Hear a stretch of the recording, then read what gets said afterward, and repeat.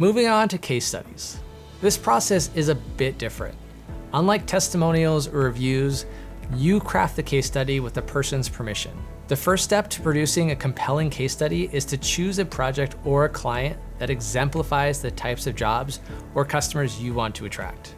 Where testimonials may be 1 or 2 sentences, a case study is usually a couple paragraphs on its own dedicated page with relevant images and screenshots and metrics. Yeah, a helpful way to begin is by looking at what changed, even if it was small, it's tiny. Did the client's business increase because of your services? Did the product help the person achieve results? Do the services provided save time or increase satisfaction?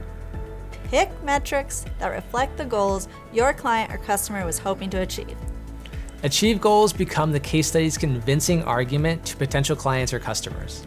Your prospects should get the sense that this too can happen to them. Finally, send the case study to the person for approval. Often a satisfied client will enjoy being featured as a success story because the case study indirectly promotes their business. Yeah. And you only need a handful of case studies to make the point you deliver on projects.